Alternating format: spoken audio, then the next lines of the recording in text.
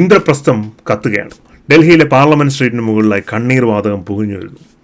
CJP പാർട്ടിയുടെ പേരിൽ സമരം നടത്തുന്ന വിദ്യാർത്ഥിയും യുവജനങ്ങളും, നിരാഹാര സമരം നടക്കുന്ന ആക്ടിവിസ്റ്റുകൾ, സാമൂഹ്യ പ്രവർത്തകർ.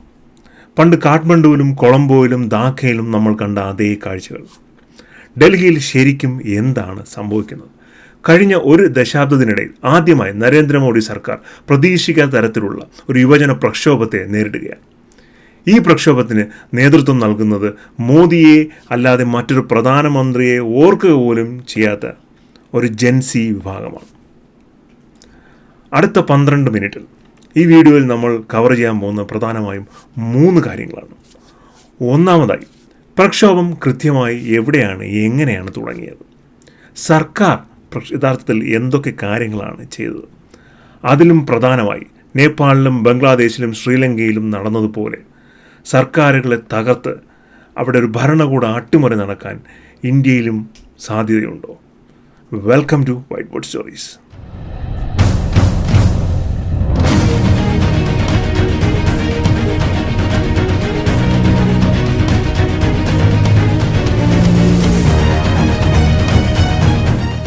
വളരെ വ്യക്തമായൊരു തുടക്കം ഈ പ്രശ്നത്തിനുണ്ട്. 2026 മെയ് മാസത്തിൽ ഇന്ത്യയിലെ ഏറ്റവും വലിയ പ്രവേശന പരീക്ഷകളിൽ ഒന്നായ നീറ്റ് UGയിലെ ചോദ്യപേപ്പർ ചോർന്നു എന്നുള്ള വാർത്ത പുറത്തു വരുന്നു. പ്രതിവർഷം 20 ലക്ഷത്തിലേറെ വിദ്യാർത്ഥികൾ എഴുതുന്ന ഒരു പരീക്ഷയാണിത്. വിവാദം ഉയർന്നതോടുകൂടി പരീക്ഷ റദ്ദാക്കുകയും വീണ്ടും നടത്തുകയും ചെയ്തു. അതിനിടെ മറ്റൊരു സംഭവം കൂടെ നടന്നു. CBSEയുടെ സംവിധാനത്തിൽ കടന്നു കയറിയെന്ന് അവകാശപ്പെട്ട ഒരു കൗമാരക്കാരനായ വിദ്യാർത്ഥി മുന്നോട്ട് വരും. ഉത്തരക്കടലാസുകളും അവർക്ക് ലഭിച്ച മാർക്കും തമ്മിൽ പൊരുത്തക്കേടുകൾ ഉണ്ട് എന്ന് ആ പയ്യൻ കണ്ടുപിടിക്കുന്നു.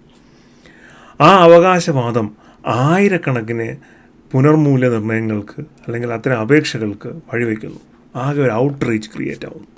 ഇന്ത്യയിലെ ഏറ്റവും പ്രധാനപ്പെട്ട പരീക്ഷാ സംവിധാനങ്ങളെ കുറിച്ചുള്ള പൊതുജന വിശ്വാസം വീണ്ടും അവിടെ ചോദ്യം ചെയ്യപ്പെടുകയുണ്ടായി. ഇതിനോടകം തന്നെ ഒരു വലിയ അസ്വസ്ഥത ക്രിയേറ്റ് ചെയ്യുന്ന ഒരു സമൂഹത്തിൽ, പ്രത്യേകിച്ചും യുവജനങ്ങൾക്കിടയിൽ വലിയൊരു വേവ് ഓഫ് ആങ്സ്റ്റ് ക്രിയേറ്റ് ചെയ്യപ്പെടുകയുണ്ടായി. 2026 മാർച്ചിൽ ബിരുദധാരികളുടെ തൊഴിലില്ലായ്മ ഏതാണ്ട് 15% മുകളിലായിരുന്നു. നന്നായി പഠിച്ചാൽ മതി, നമ്മൾ രക്ഷപ്പെടും എന്നുള്ളതാണ് നമുക്ക് തന്നിരുന്നുള്ള ഒരു ഹോപ്പ് എന്ന് പറഞ്ഞു കഴിഞ്ഞാൽ. പക്ഷേ പഠിച്ച് നമ്മൾ എഴുതുന്ന പരീക്ഷാ സിസ്റ്റം തന്നെ റിഗ്ഡപ്പാണ് എന്നുള്ള തോന്നലുകൾ ആൾക്കാരുടെ ഇടയിൽ കൂടി വരാൻ തുടങ്ങി, പ്രത്യേകിച്ച് യുവജനങ്ങളുടെ ഇടയിൽ. തൊഴിലില്ലായ്മയ്ക്കെതിരെ പ്രതിഷേധിക്കുന്ന യുവാക്കളെ ഇതിനിടയ്ക്ക് സുപ്രീം കോടതി ചീഫ് ജസ്റ്റിസായ സൂര്യകാന്ത് പാറ്റകളെന്നും പാരസൈറ്റ്സ് എന്നുമൊക്കെ വിശേഷിപ്പിച്ചെന്നുള്ള ഒരു ആരോപണം വരികയുണ്ടായി. അദ്ദേഹം പിന്നീട് താൻ അങ്ങനെ അല്ല, ആ ഒരു കോൺടാക്സ്റ്റിലല്ല പറഞ്ഞു എന്നൊക്കെ പറഞ്ഞുവെങ്കിലും ഇത് അദ്ദേഹത്തിൻ്റെ കയ്യിൽ നിന്നും വിട്ടുപോയി, കൈവിട്ട വാക്കായിപ്പോയി. പക്ഷേ ഈ വാക്ക് ചെന്ന് പതിച്ചത് ഇന്ത്യയിലെ വലിയ വിഭാഗത്തിലുള്ള യുവജനങ്ങളുടെ മേൽക്കാണ്. അത് കൊളുത്താനിരുന്ന തീപ്പെട്ടിയിൽ അവസാനത്തെ കൊള്ളിയായിരുന്നു. അഭിജിത് ദീപ്കെ എന്ന 30-കാരൻ ആ അവമാനത്തിൻ്റെ ഒരു രാഷ്ട്രീയ പരിഹാസമാക്കി മാറ്റി കോക്രോച്ച് ജനതാ പാർട്ടി അഥവാ CJP എന്നൊരു പാർട്ടി രൂപം കൊടുക്കുന്നു. ആദ്യമൊക്കെ ഒരു തമാശയായിരുന്നു, ഒരു മീം പോലെ. ജൂൺ 6 ആയിരക്കണക്കിന് ആൾക്കാർ ജന്തർ മന്ദറിൽ പാറ്റയുടെ മാസ്കുകളുമായിട്ട് ഒത്തുകൂടിയുണ്ടായി. അവരുടെ പ്രധാനപ്പെട്ട ആവശ്യം ഒന്നായിരുന്നു: വിദ്യാഭ്യാസ മന്ത്രിയായിരുന്ന ധർമ്മേന്ദ്ര പ്രധാൻ രാജിവെക്കണം. അന്ന് തുടങ്ങിയ പ്രക്ഷോഭം ഇന്നുവരെ അവസാനിച്ചിട്ടില്ല. ഇവിടെ ഒരു കാര്യം നമ്മൾ പറയണം. പരീക്ഷാ വിവാദം കൈകാര്യം ചെയ്തതിൽ സർക്കാർ പൂർണ്ണമായും വിമർശിക്കുന്നത് തെറ്റാണ്. നീറ്റ് പരീക്ഷ 2026 മെയ് 3 നടന്നു. 4 ദിവസത്തിനകം ചോർച്ചയെക്കുറിച്ചുള്ള വിവരങ്ങൾ പുറത്തു വന്നു. അത് അധികൃതർക്ക് ലഭിക്കുകയുണ്ടായി. ആ അന്വേഷണത്തിൽ ചില ചോദ്യങ്ങൾ പരീക്ഷയ്ക്ക് മുൻപ് വന്ന, അതായത് ഈ ഗസ്റ്റ് പേപ്പർ എന്ന് പറഞ്ഞിട്ട് ഈ ട്രെയിനിങ് ഇൻസ്റ്റിറ്റ്യൂട്ടുകളിൽ കൊടുക്കുന്ന ഒരു തരം പേപ്പറുണ്ട്. ആ പേപ്പറുകളിൽ ഈ ക്വസ്റ്റ്യൻസ് കണ്ടെന്ന് സർക്കാരിന് മനസ്സിലായി, കണ്ടെത്തിയെന്ന് മനസ്സിലായി. മുഴുവനായും പരീക്ഷ റദ്ദാക്കുന്നു. CBI അന്വേഷണം നടത്തുന്നു. അറസ്റ്റുകൾ നടക്കുന്നു. മഹാരാഷ്ട്രയിലെ ലാത്തൂരിലുള്ള ഒരു കോച്ചിങ് സെൻറ്ററിൽ ഉടമ ഉൾപ്പെടെ നിരവധി പേർ അറസ്റ്റിലായി. ഇതിന് ഏറ്റവും രസകരമായ സംഭവം എന്ന് പറഞ്ഞാൽ ഇതേ ടീമാണ് 2025-ലെയും പരീക്ഷയിൽ സമാനമായ ക്രമക്കേടുകൾ നടത്തിയിരുന്ന ഇവർക്ക് ഇൻവോൾവ്മെൻ്റ് ഉണ്ടെന്ന് CBI കണ്ടുപിടിക്കുന്നു. ജൂൺ 21 വീണ്ടും പരീക്ഷ നടക്കുന്നു. വിദ്യാർത്ഥികൾക്ക് ഫീസ് റീഫണ്ട് ചെയ്യുന്നു. രണ്ടാമത് പരീക്ഷ നടത്തിയപ്പോൾ ബയോമെട്രിക് പരിശോധനകളും സുരക്ഷാ സംവിധാനങ്ങളും ഒക്കെ ഏർപ്പെടുത്തി വലിയ എഫേർട്ടിട്ടാണ് പരീക്ഷ നടത്തിയത്. ധർമ്മേന്ദ്ര പ്രധാൻ ആദ്യം പ്രതിരോധ നിലപാടൊക്കെ സ്വീകരിച്ചെങ്കിലും ഇത് കുഴപ്പമില്ല, ഇതാണെന്നൊക്കെ പറഞ്ഞെങ്കിലും പിന്നീട് പിഴവുകൾ സംഭവിച്ച അദ്ദേഹം തുറന്ന് സമ്മതിക്കുന്നു. അതൊരു ചെറിയ കാര്യമല്ല. 2027 മുതൽ നീറ്റ് പൂർണ്ണമായും കമ്പ്യൂട്ടർ അധിഷ്ഠിതമാക്കാൻ രാധാകൃഷ്ണൻ കമ്മിറ്റിയുടെ നിർദ്ദേശമനുസരിച്ച് സർക്കാർ തീരുമാനിക്കുന്നു. പരീക്ഷാ തട്ടിപ്പുകൾ പരിഗണിക്കുന്നതിനായിട്ട് ഫാസ്റ്റ് ട്രാക്ക് കോടതികളും പ്രഖ്യാപിക്കുന്നു. അതിനാൽ പരീക്ഷാ ക്രമക്കേടിനുള്ള സർക്കാരിൻ്റെ പ്രതികരണം നോക്കിക്കഴിഞ്ഞാൽ പരീക്ഷ റദ്ദാക്കി, CBI അന്വേഷണം നടത്തി, വീണ്ടും പരീക്ഷ നടത്തി, ഫീസുകൾ തിരികെ കൊടുത്തു. ഇനി ഇത്തരം ഇഷ്യൂ വരാതിരിക്കാനായിട്ട് CBT സിസ്റ്റമുണ്ട്. CBT സിസ്റ്റം എന്ന് വെച്ചാൽ 10,000 ക്വസ്റ്റ്യൻസ് ഉള്ള പൂളിൽ നിന്നും ക്വസ്റ്റ്യൻസ് വിദ്യാർത്ഥികൾക്ക് കിട്ടും. 2 വിദ്യാർത്ഥികൾ എഴുതുന്നത് ഒരേ ക്വസ്റ്റ്യൻസ് ആയിരിക്കില്ല, പക്ഷേ ഒരേ ഡിഫിക്കൽറ്റി ഉള്ള ക്വസ്റ്റ്യൻസ് ആയിരിക്കും. അപ്പോൾ അതുകൊണ്ട് ക്വസ്റ്റ്യൻസ് ഒരിക്കലും ഇത് ചെയ്യാൻ പറ്റില്ല. എന്നാൽ ഇതെല്ലാം ചെയ്തുവെങ്കിലും സർക്കാരിന് പാളിപ്പോയത് പിന്നെയാണ്. ശരിക്കും പ്രശ്നം തുടങ്ങുന്നത് അതിന് ശേഷമാണ്. ഈ എൻ്റെ പ്രൊട്ടസ്റ്റ് എന്ന കഥയുടെ യഥാർത്ഥ വഴിത്തിരിവും പിന്നീടാണ് സ്റ്റാർട്ട് ചെയ്യുന്നത്. CJP വലിയ പ്രക്ഷോഭമായി മാറുന്നതിന് മുമ്പ് തന്നെ അതിൻ്റെ സോഷ്യൽ മീഡിയ അക്കൗണ്ടുകളും വെബ്സൈറ്റുകളുമൊക്കെ സർക്കാർ തടയാനായിട്ട് പല ശ്രമങ്ങളും നടത്തി. ദേശീയ സുരക്ഷ കാരണം പറഞ്ഞിട്ട് അവരുടെ പല ഹാൻഡിൽസും ക്ലോസ് ചെയ്തു. ഇത് പക്ഷേ വലിയ തിരിച്ചടിയായി. ഒരു തമാശയായി മാറിയ പ്രസ്ഥാനം പിന്നീട് ഈ പ്രോസസ്സുകളിലൂടെ വലിയ രീതിയിലുള്ള പബ്ലിക് സപ്പോർട്ട് നേടിയെടുത്തു. ജൂൺ 6 റാലിക്ക് അവർക്ക് അനുമതി കൊടുത്തുവെങ്കിലും പിന്നീടുള്ള റാലികൾക്കുള്ള അനുമതി നിഷേധിച്ചു. അപ്പോഴത്തേക്കും ജനങ്ങളെത്തി. മെട്രോ സ്റ്റേഷനുകൾ അടച്ചു. പ്രതിഷേധിക്കാനായിട്ട് ആൾക്കാർ മെട്രോ സ്റ്റേഷനുകൾക്കുള്ളിൽ നിന്നും മുദ്രാവാക്യം വിളിച്ചു. ഇൻ്റർനെറ്റ് നിയന്ത്രണങ്ങൾ റിപ്പോർട്ട് ചെയ്യപ്പെട്ടു. അടുത്തത് ബലപ്രയോഗമായിരുന്നു. അതായത് ഈ സമരത്തിന് വന്ന വിദ്യാർത്ഥികളെ പാർലമെൻറ്റിലേക്ക് നീങ്ങിയ പ്രതിഷേധക്കാർക്കെതിരെ കണ്ണീർവാതകവും മറ്റ് ലാത്തിചാർജും ഉണ്ട്. പാർലമെൻറ്റ് ഒരു സെക്യൂർ സോണാണെന്നുകൂടെ നമ്മൾ ഓർക്കണം. പക്ഷേ 100-ലധികം പേർക്ക് പരിക്കേറ്റതായും നിരവധി പേർ കസ്റ്റഡിയിലായതായതും ഒക്കെയുള്ള റിപ്പോർട്ടുകൾ പുറത്തു വരുന്നു. അപ്പോൾ വലിയ രീതിയിലുള്ള ഒരു അടിച്ചമർത്തലിൻ്റെ ഫീൽ ഗവൺമെൻറ്റിൻ്റെ ആക്ഷനുകളിൽ നിന്നും ഉണ്ടായി. വലിയ പ്രതീകാത്മകമായ ഒരു തിരിച്ചടി.